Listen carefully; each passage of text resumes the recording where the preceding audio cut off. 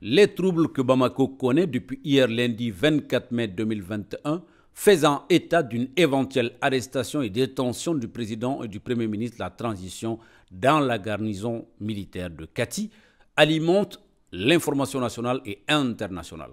Ce matin, un communiqué signé du vice-président Assimi Goïta, lu par son conseiller, retrace les faits, donne les raisons et les motivations de la mise à l'écart de deux hommes.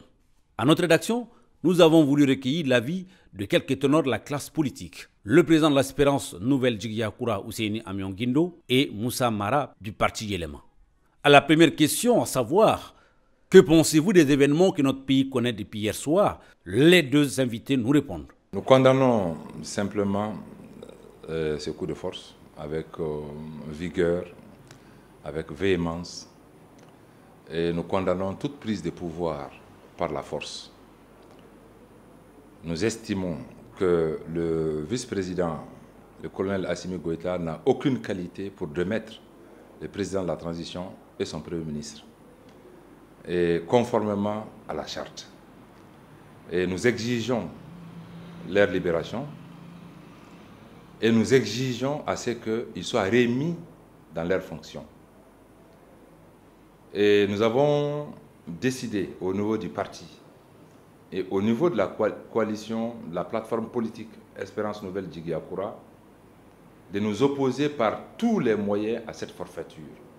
Donc ce qui se passe est une humiliation pour notre pays et nous estimons aujourd'hui que c'est des actes, en tout cas, qui conduisent le Mali à la risée du monde entier. Donc nous le condamnons fermement. Nous n'acceptons pas le statu quo, nous n'acceptons pas le coup de force perpétré par quelques éléments de l'armée, et nous exigeons à ce que la transition civile reprenne son cours. D'abord, je suis triste et j'ai honte, en fait, comme la plupart de nos compatriotes aujourd'hui. Je suis triste parce que notre pays est devenu la risée du monde.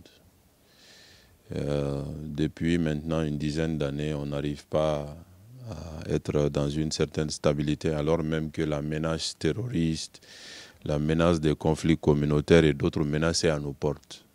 On a encore du mal à nous entendre autour du pouvoir. Ce qui s'est passé, c'est une question de pouvoir. J'ai honte parce que je me mets à la place de tous les amis du Mali qui envoient leurs enfants venir nous aider à défendre notre territoire et dont certains perdent la vie. Ceux-ci, quand ils regardent que nos propres soldats, certains d'entre eux sont en train de se battre, non pas sur le terrain, mais pour des postes. Ceux-ci se posent des questions et forcément nous devons avoir honte. Quand vous êtes aidé par les gens, c'est vous qui devrez être d'abord devant. Vous ne devez pas laisser ces gens-là devant et vous vous occupez de vous-même. Parce que les questions de poste, ce ne sont pas des questions du pays, qu'on se le dise clairement. Donc aujourd'hui, moi je suis triste et j'ai honte. Mais il faut aller de l'avant. Moi j'en appelle aux militaires qui aujourd'hui détiennent le président, le premier ministre et leurs collaborateurs et donc la réalité du pouvoir dans notre pays.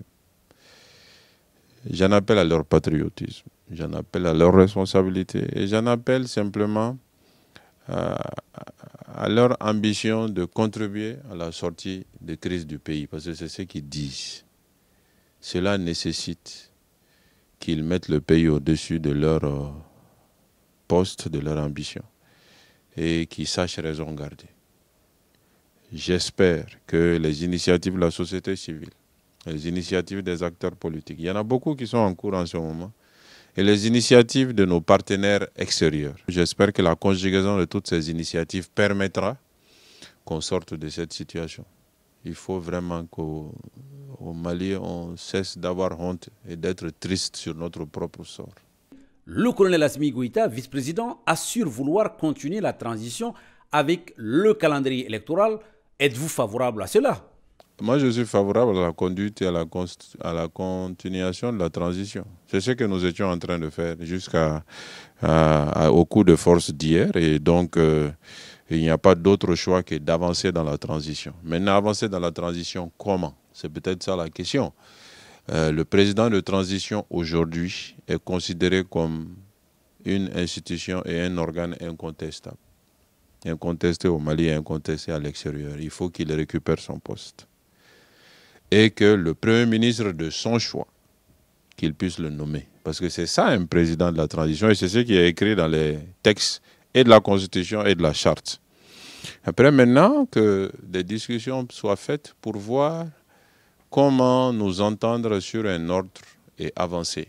Et dans nous entendre là, il n'y a pas de la place pour tout le monde. Qu'on se le comprenne.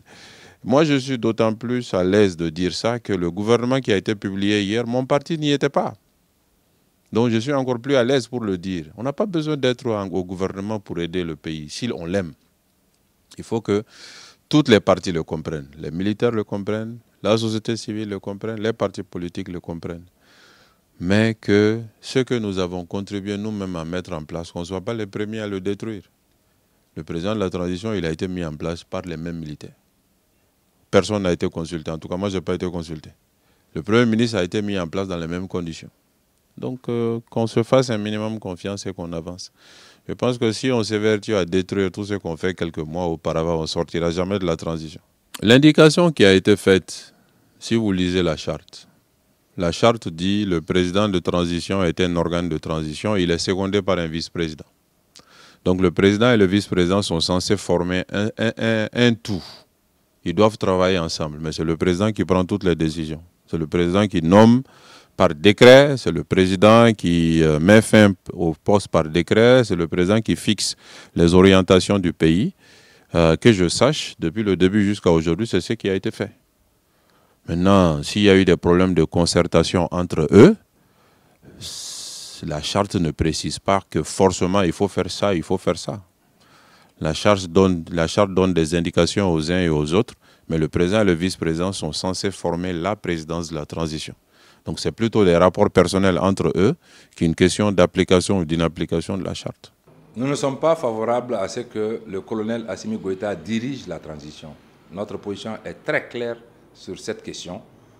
Et pour nous, qui refusons le fait accompli, qui refusons effectivement ce coup d'État, ce énième coup d'État, alors nous ne saurons même pas commenter le contenu des déclarations qu'il fait. Nous estimons qu'il n'a pas autorité à le faire, il n'a pas autorité à organiser les élections, il n'a pas autorité à conduire la transition, donc de remettre les rênes du pays au président de la transition et au Premier ministre que nous reconnaissons. Dans ce cas, pensez-vous qu'il soit possible de faire revenir les autorités déchues, à savoir le vice-président et le Premier ministre? Il le faut pour l'exemple. Ça a été le cas au Burkina à un certain moment. Certains se sont évertués à déposer le président de la transition, en son temps, Kafando. Kafando est revenu continuer la transition jusqu'à son terme. Nous estimons que le Mali, cet exemple doit être donné au Mali ici. Pour nous, ce n'est pas des autorités déchues. C'est très facile de dire que, de prendre une autorité, 5 heures de temps après, dire que bon, il est déchu, donc on ne peut plus revenir en arrière. Pour nous, c'est trop simple. C'est trop simple cela. Au niveau du parti et au niveau de la plateforme politique Djigui-Akura, nous refusons le fait accompli. Et nous nous opposerons à ce fait accompli par tous les moyens. Nous sommes aussi des Maliens, des fils de ce pays. Nous aimons notre pays, nous sommes des dignes fils de ce pays. Et nous n'accepterons pas que les armes que nous avons achetées pour la défense du pays servent à nous intimider tous les jours à Bamako ici. Nous refusons cette situation.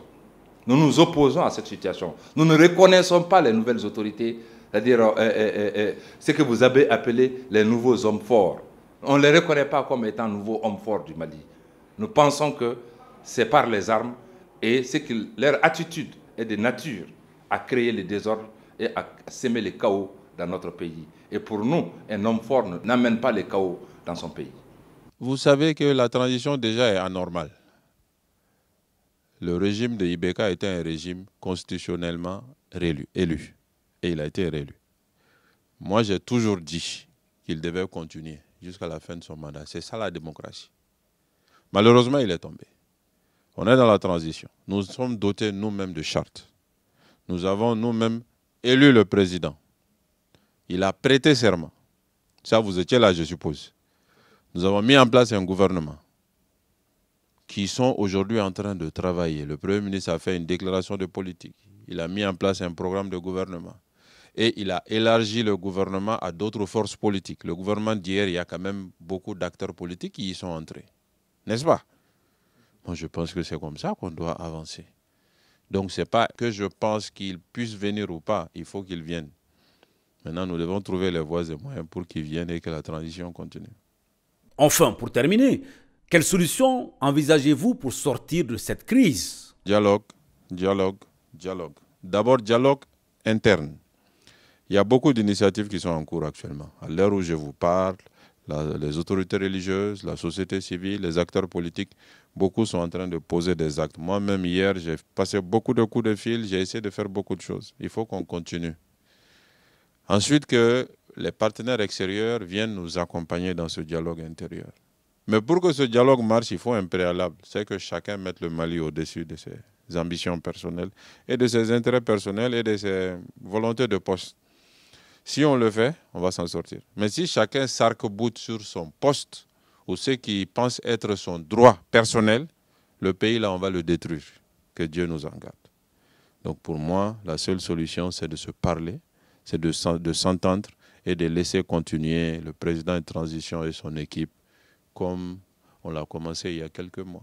À notre avis, la transition suit son cours et cette transition a été inscrite dans un délai de 18 mois. Nous sommes à 9 mois de la fin de la transition et nous tenons à ce que le cap soit maintenu avec les autorités de la transition désignées et acceptées et par les Maliens et par la communauté internationale. Pour nous, c'est le seul gage du respect des délais de la transition. Nous ne sommes pas pour des questions de personnes. Mokhtar Bouane ou Bandao, ce n'est pas une question de personnes. Nous agissons pour des principes et aussi pour le respect de l'agenda de la transition. Et pour ce respect, pour nous, il est important que ceux qui ont pris l'engagement, qui ont prêté serment devant le peuple malien, notamment Bandao, et aussi Mokhtar Bouane, qui, à travers une déclaration de politique, s'est engagé vis-à-vis du peuple à conduire la transition à terme dans les délais impartis, nous pensons qu'ils sont mieux placés pour ce faire. Et non, à dire, ceux qui, effectivement, n'ont aucune compétence, n'ont aucun mandat, à part le coup de force qu'ils sont en train de tenter pour nous diriger. Nous pensons que les militaires doivent retourner dans les casernes sans délai, surtout pour un pays aujourd'hui occupé, un pays faisant face à une crise sécuritaire énorme, sans précédent. Personne ne peut aller dans son champ aujourd'hui cultiver. Les gens ne peuvent pas se promener avec leurs animaux. Les enseignants ne parviennent pas à aller à l'école. Les élèves ne partent pas à l'école. Toutes nos écoles sont fermées. Nos centres de santé sont fermés. Partout, tout le pays, le monde rural, à 80% est occupé aujourd'hui. Je pense que s'il y a une mission, effectivement, d'honneur, un barreau d'honneur que les militaires doivent effectivement avoir, c'est effectivement aider le Mali à sortir de cette situation et non prendre des armes pour venir nous menacer à Bamako ici.